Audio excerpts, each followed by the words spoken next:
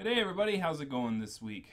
Well, everything's all packed up and ready to go, so I have no major news desk to sit behind and any major thing to do this week. So after everything's been packed up and I was too lazy to make a video before then, I decided I'm going to make a video. I got to make a couple more videos to fill in what'll probably be a month of dead space.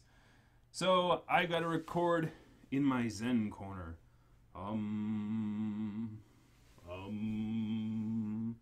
Zen. So, anyways, I wanted to take the time, now that all the stuff is out of my life, there's no TV, there's no things, I just have my computer here, and things, it really does remind you of the things that are most important in life, and that is your friends, your family, and then maybe in a close third are your fans. But you guys are important to me, and I thank you very much for the appreciation you guys have shown, that you guys are acting well, that you have you've commented, you've shown up to my streams every week, and even if I don't have a whole crap ton like some others do, I would rather have a smaller and more engaged fan base than a large one that is unwieldy and harder to interact with. And I will always appreciate particularly those of you who came on early and have been there since the beginning, and I thank you very much for this opportunity for this YouTube channel. That being said, I recently got some fan art, and I realized I didn't really show off the awesome work done by these fans, and I think they're worth checking out. So this one here was done by the Dreamer family. I'll put a link in the description below to where they posted it on FA. I really like the pose to this one. I like the fact that they included my mug, my mug and my mug, both mugs. Both forms of mug in there. I like the expression. The eye detail is freaking awesome. And very good use of not traditional utilities. Traditional art. They clearly didn't do it digital here. This is a large picture too. I had to shrink it down a little bit to get it on there. My legs can't do this Zen thing anymore. I'm too old. I have to stretch my legs out. My legs are like, no, I can't do it. I can't do the TP thing, or that was it called, the Indian style sitting. That's hard. It's hard to do. My Roo legs are like F you with the freaking sitting in cross-leggedness. I can't do it. Freaking kangaroo legs, man, can't do it. Anyway, so I'm gonna sit a little differently for a bit so that my blood starts flowing through my legs again. I'm leaving this in because it's hilarious because I'm so old. Anyways, so that's the first picture. Love it, dude. Thank you very much for that picture. It's like it took me so long. It's like I could see why it took you so long. It's very nicely detailed and very large and traditional, and I do love it. Another one that was done was by a BX9. I don't know if I've shared this on the show before or not, but just in case I haven't, that's the one they've done. I do like the toony style of it, and how it's like very badgish. It's got the tantru on the bottom, nice beaming smile and stuff. I love it. So this one's BX9 once again. Description below. So now that I'm getting a fan base, I guess now that I have a power in a somewhat of a fan base, I guess it's somewhat a time of also reflection. It's like, well, what do you want of your fans and things like that. It's like a lot of people take popularity for granted. I, as somebody who is relatively up there in age at this point, knows what it's like not to have any fans, and knows what it's like, and sort of has a sense of responsibility when it comes to seeing how other people have exploited their fans or how things are going like that, I very much pay attention to those kind of things. So I'm very well aware of how people who are popular can sometimes take advantage of people who are that.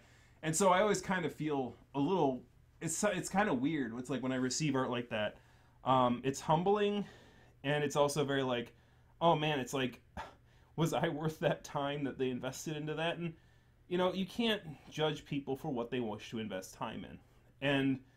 And the fact is that they're training themselves, using your image in order to better themselves, to engage in a craft. So, like, the time that they spent making that picture, you know, for their own enjoyment, they taught themselves skills that they could someday use to sell commissions to people. Like, they can go, hey, look, this is an art I did of this person, and like, this is, you know, this is how I've improved over that time, and they can use that as an opportunity to improve. So in essence, it's not really you have to know, it's not really time wasted on you. It's time that they use to hone their skills, using you as a template. And that's great. It's wonderful. It's awesome. And it's an honor to be seen in that way, and to have fans that would do that, not only give you art like that, but also that they would do good and to train themselves to, you know, hone their craft and do better. So if there's anything I would want for my fans, it is that. More important than anything, is to continue to look at oneself and to continue to ask how they can improve as a person, just beyond myself, and not to use me as like the be-all end-all thing. And I think that the reason I have to emphasize this is because in a response video someone did about a video on this channel, they did an end note about it being, or insinuating that there is a cultish kind of behavior or something that they perceived. I don't believe, or for an instant, that I conveyed that in any way, shape, or form. But this is why I want to talk about fandom. And now we're going to go a little bit more meta, outside of this. Outside of just my fans and things like that. But it's also an emphasization of what I would like to see in a fan base. In furry, we tend to see fandom as the whole of the furry fandom. We tend to see it as sort of an omnibus sort of a fandom, and when we see it as the whole, we are very quick to understand that the individual furry fan, who's not a leader in the furry fandom, just Joe Schmo fan, can have an impact and an influence on the fandom and as a whole when they go forth and represent the fandom in a different medium. It's the reasons we have panels like Furries in the Media that is typically run by Okukage and things like that, talking about how you, when you're in front of that camera, that you're a representative of your entire fandom. That you should try to avoid saying this and try to say this because you don't want to misconstrue the reason that you're in the fandom with the reason that everyone else is in the fandom. And, you know, in the history of furry fandom, we have varying degrees of success and failure in that regard. Some people go and represent what they want in the fandom, and other people get angry at them because that what they said represents the fandom doesn't necessarily say what they represent the fandom, and etc., etc. And this is where that drama thing comes in. So at that high level, we understand this. At that high level, we understand how individual fans can reflect upon the whole. But did you ever wonder, and did you ever think, that that's true of sub-fandoms as well? That that's true not only of the furry fandom at large, but also of the subgroups? Think about it really carefully. If you, as my fan, go to somebody else's channel and start making very demeaning comments about somebody stuttering on the YouTube channel, or somebody, you know, being a Nazi or a social justice warrior, or pejorative, or the N-word, or an F-word, or anything like that. If you, as my fan, if I make a video talking about somebody else, and you go to that someone else's channel and start saying statements like that, you understand that similar to Chew Fox going on Tyra Banks, or, you know, that guy going to MTV or whatever, that you are representing the person as a thing when you go there. And when you do that, you have to understand that you may be harming the person you were a fan of. And I don't like talking, like I'm talking in subconscious way, so I'm just going to come out and say it. Because I believe in the truth more than just kind of beating around the bush. But what I'm trying to get at here is, when Mr. Griffin first put his video out responding to my video, the first thing I saw was the tweet. Somebody responding to his tweet, and his tweet, and then the people responding to his tweet. That was my first interaction. So I was in the middle of watching a movie with a good friend of mine in this thing. You know, I was chilling and watching Netflix, but not Netflixing and chilling. I was literally watching Ghostbusters 2, and the purple slime bubbled up, as it were. And so, you know, so I was like, you know what, I'm not going to watch this right now. I'm going to go through it. We're just going to watch the rest of this video. Or watch the rest of this movie. I'm hanging out with you right now. That stuff can wait. So lo and behold, by the time that the movie was done with, there were comments on my original video, and I could see my original video all of a sudden, you know, the purple slime bubbling up, the dislike bar going this way, and the comments started coming in. And at that point, that is my first initial interaction with this event. So therefore, the people who commented on the video had more power than Mr. Griffin at this point. They, as To the Ranting Griffin fans, came forward and said, and made whatever comments they made. And so my insinuation was, okay, I'm writing down, like, at that point I'm like, well, I'm going to wait, because now I'm more interested in this. I'm more interested in watching that bar tick down, and more interested in seeing what these comments say, and I wonder how much these comments actually reflect upon the original video. So I don't want to spoil the video. I don't want to see what's on the video. I'm going to see what I believe the video is going to cover based upon the comments being made by Mr. Griffin's fans. So I waited an entire week between the time that he posted the video and the time that I actually watched the video. Was one entire week. Because I wanted to see and perceive, not from the direct interaction, but instead the social interaction that came from his fans. And to the people who don't understand why people don't like you, and you allow your fans to behave in a manner, and by the way, when they do that, they're representing you, because there's a clear correlation between when they're commenting on my video and when you posted a video. Therefore, there's a cause and effect. And when that cause and effect happens, it can leave a terrible first impression on a person. Similar to Chew Fox going on Tyra Banks and going, yeah, we like to have sexy cartoon animal costumes. When your fan and people who are representing you as your fan go to somebody else's videos and start saying things like, hello, Sergeant Stutter. It's like, yeah, I'm doing this live because I'm trying to improve my ability to not stutter in real time. Because I can jump cut and do edits and do all that fancy stuff all I want, but it's not going to help me in real life because I'm trying to improve a part of myself. That's one of the biggest aspects of this channel. It's not to demean people, it's not to do that, it's to try and improve my ability to speak in real time. Because the real world isn't going to wait for me to make edits to everything I say.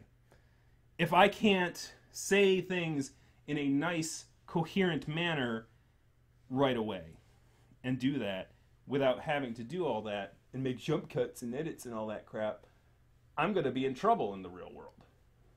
Because that's not helping my charisma, it's helping my editing skills. There are two different skills. You understand what I'm saying? So, people make YouTube channels for different reasons. And see, if I wanted to improve my edit skills, I'd cut out the fact that I'm stuffing my fur down my neck because it's slipping out.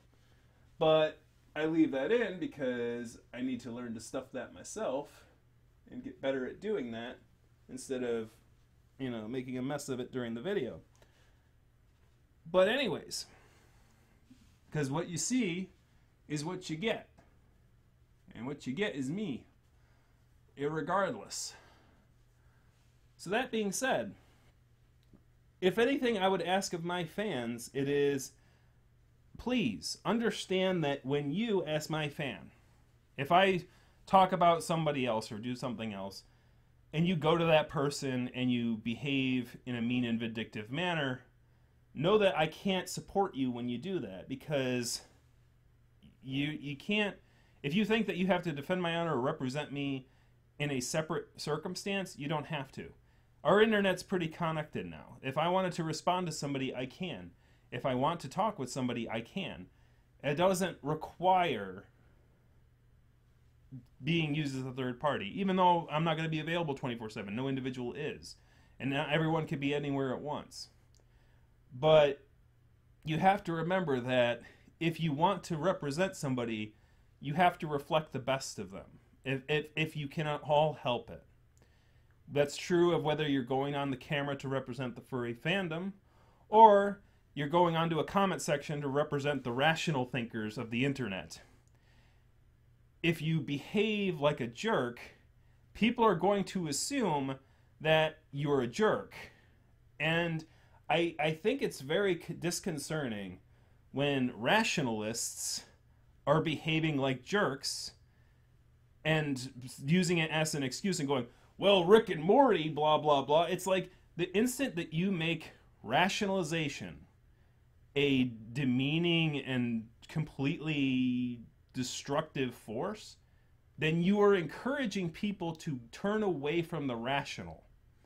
And that is bad. If people, I've heard a lot of people say, why are people turning away from the rational? It's because we've equivocated being a rational person with being a jerk. And that is not something that we should be conflating. Rationally, if we start doing that, then people who are well-meaning at heart are going to turn away from the rational because the rational are jerks. And so when you're representing ration and reason and whatnot, know that your behavior can cause people to interpret certain things about things.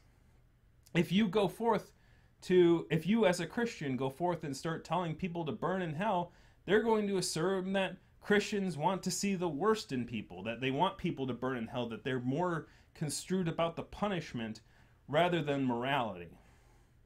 When a person as a Muslim goes around and, starts using violence in order to try and get their way, it'll cause that misconstruing that that's what it's all about. And unfortunately, this is true of any group. It's true of any group of anything. I'll show you somebody who really, really, really, really hates Hillary Clinton, and I'll show you somebody who in an interaction with one of her fans, with one of her liberal fans, got burned because the person was being a jerk. Same vice versa. The difference now is that the person that they actually elected is kind of a jerk, and his fans are just reflecting on it, so at least there's an honesty in that, and there's not any disconnection there. But for any well-meaning politician, I think that that's sort of what they find, is that it's not really them that the person dislikes, it's that they had a poor interaction with an individual who called themselves a Democrat fan or a Republican fan, and that they found that person who's a little very avidly into it to the point where anyone outside of their group is considered an idiot and all that stuff, and their behavior led them down the road where all of a sudden Hillary's meeting this person for a first time that she never interacted with in her life, or vice versa. If Bush comes up to somebody and never interacted with them in their life, and all of a sudden they're like, "You're the biggest jerk of all time. You deserve to go to jail and rot in hell," and blah, blah, blah. Because a person who was their fan interacted with this person, or even worse yet, with politics, when it comes to partisan parties, there's like a whole history of like, well, during the Carter era, that Democrat treated me like a jerk, so I hate Democrats for the rest of my life, or vice versa. You know, it's like that Reagan supporter was really a jackass to me, so I'm gonna treat this person like all the Republicans are jackasses for all time. And this sort of perpetual fandom, you know, this poor representation of the worst of the worst of the worst of the worst being represented as the whole, starts to swing, and the pendulum starts to swing until, hey, now we have somebody who's actually a jerk, actually the worst of the worst, being elected, because, hey, if they're going to perceive us as the worst of the worst, we may as well just, you know, cut the middleman out, right? So, to me, that's why I think in order to sort of promote better fandom is to expect something from your fans, and that expectation is as much as somebody, if someone is just disparaging my name or being a jerk or whatever, or, you know, calling me an idiot or a social justice warrior or a communist or a Nazi or whatever, because trust me, I've had somebody call me each and every one of those titles, and it's stupid. But here's the thing, I don't even draw attention to that. Because here's the thing you learn. Labels are things that people throw at you to give comfort to themselves. Because they don't want to see the world as complicated or as crazy as it is. So they'll throw the labels out, they'll throw it on you, and they'll do it for comfort. It doesn't always mean that the people that are being labeled is not necessarily an accurate label at all times. And I'll go over that in a later video. And that can be very devastating, because then it becomes a boy who cried wolf scenario. As I said, I'll go over that further in a further video. But I think that the best way to stop that behavior is to expect that your fans represent you and try to represent the best of you when going forward. And it's time to start demanding that us, as content creators, hold our fans' feet to the fire when they start behaving like that. To start telling them, no, that is not okay. That's not okay to go en masse to somebody else's video to thumbs them down just because they're, you know, throwing shade in my direction. Yeah, sure, he's being a jerk, but that doesn't necessarily excuse you for being a jerk, right? And bless my fans, and thank you very much for not going to his video and like doing the mass thumbs down thing and then doing that. Because if anything, that to me proves that we're not the ones that are engaging in cultish behavior. That when he threw that label for his own comfort at my channel at the end, using his, what do they call it, passive-aggressive or whatever tactic he used, or, you know, suggesting at the end that for some reason I'm part of a cult or something, by going, if you're part of a cult, please call this number. You know, it's like, I can only imagine. It's like, literally, like, what did they expect? What did he expect? For us to, like, my fans to dial that number and go, hello, cult helpline? Yes, I watched I watched this kangaroo character on the YouTubes, and he's saying some interesting things and stuff, but he doesn't like To the Ranting Griffin, so I think he's in a cult. He doesn't care for his comedy, so he must be in a cult or something. And I need help because I'm in a cult.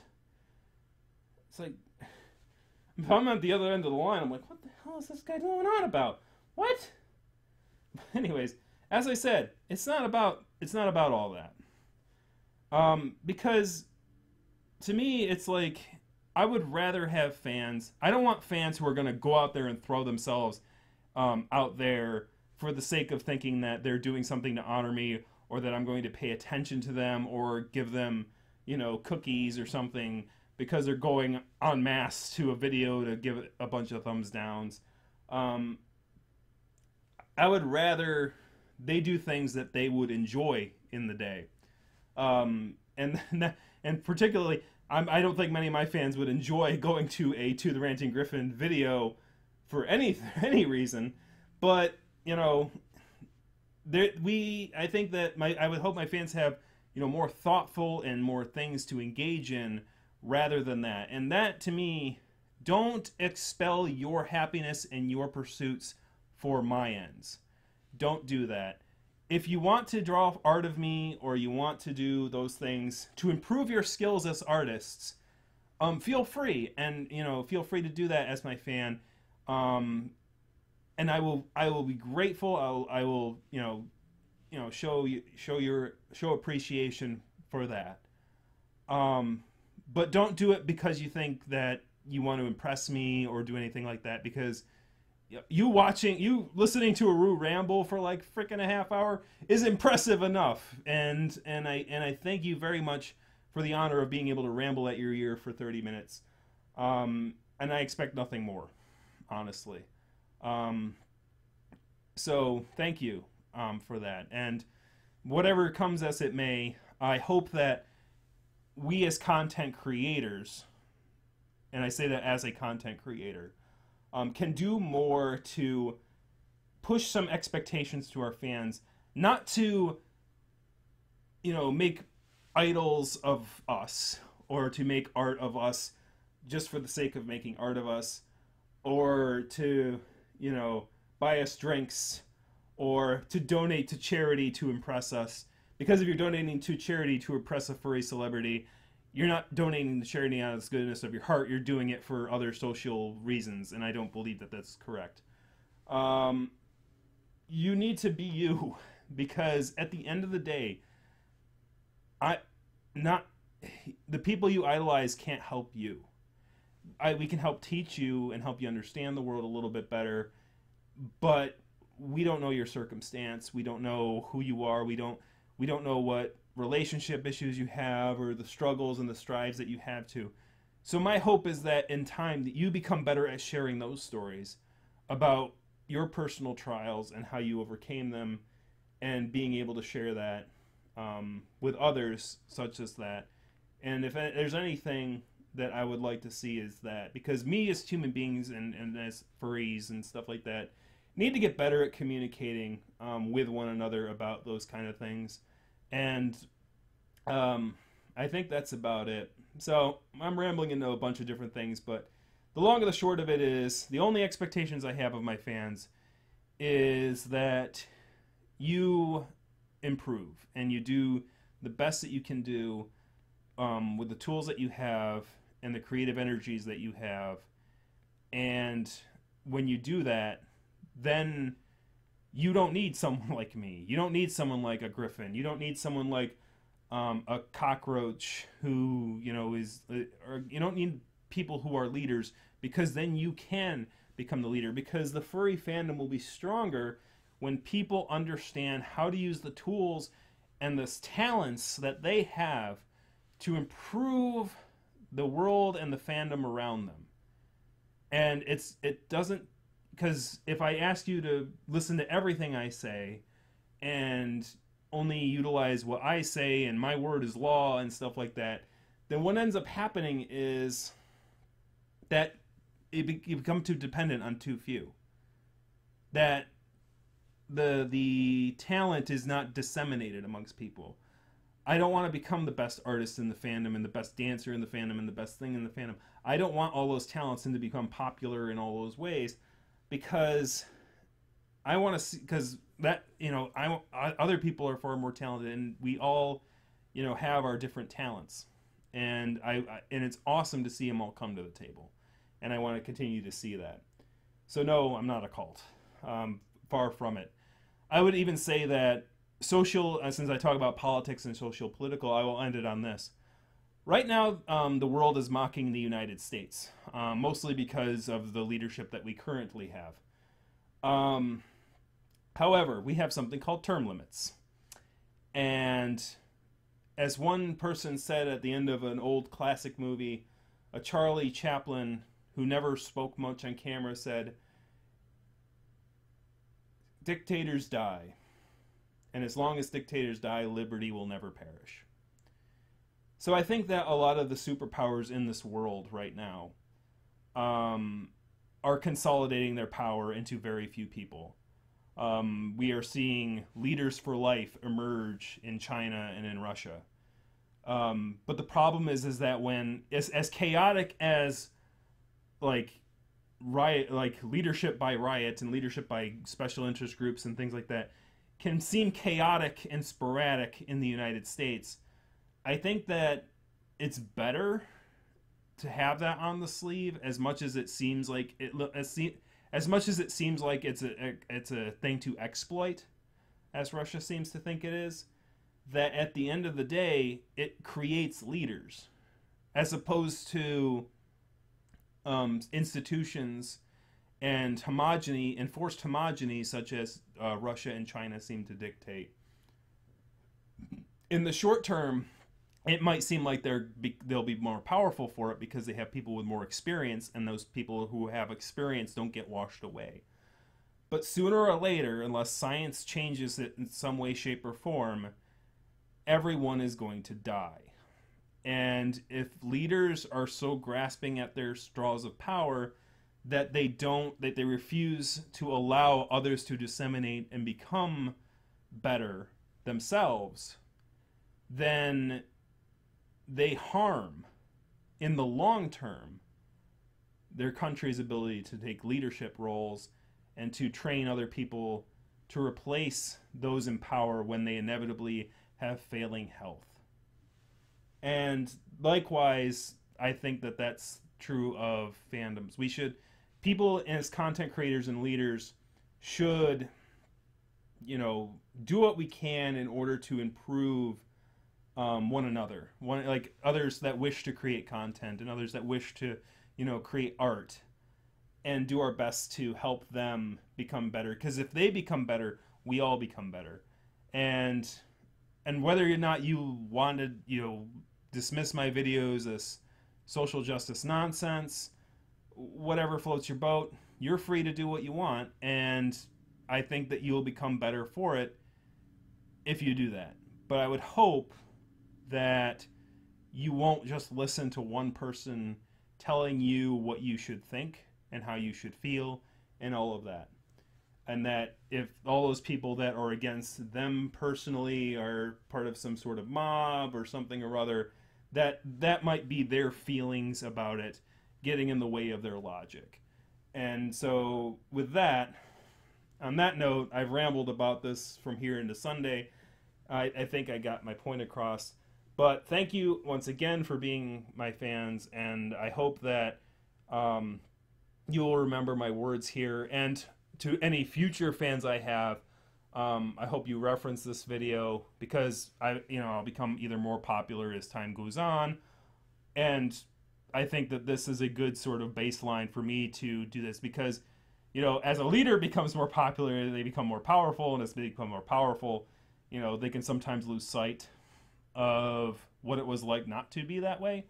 And then all of a sudden it's like you have that sort of expectation of power and things like that. So I think it's healthy not only for my fans to talk about this, but also myself, so that I can remind myself, it's like, don't exploit your fans. Your fans are there for the content, and I hope that my fans don't exploit me by going out to somebody else and claiming that they represent me when they make statements. And if they do want to try to represent me, that they try to represent the best of me and not the worst. And not to make it seem like they're acting in rashish behaviors. So anyways, I'm going to get the hop out of here. Thank you very much for watching this really, really long one, but I think it was a good one. And kick that like, kick the subscribe button, kick a comment in the comment section. great fans of mine, you'll probably come up with something to say really nice. But I really hope that we as content creators, not only in the fandom but out of the fandom, do more to hold responsibility for ourselves for what our fans do when representing us as content creators. And I think that if we do start doing that, especially since fans can interact in real time just as much as content creators can, that I think that if we do that and we hold our fans to the standards that we expect of ourselves, that I think the internet and everything would be a better place for it. But anyways, thank you very much for watching again. I'll see you next time.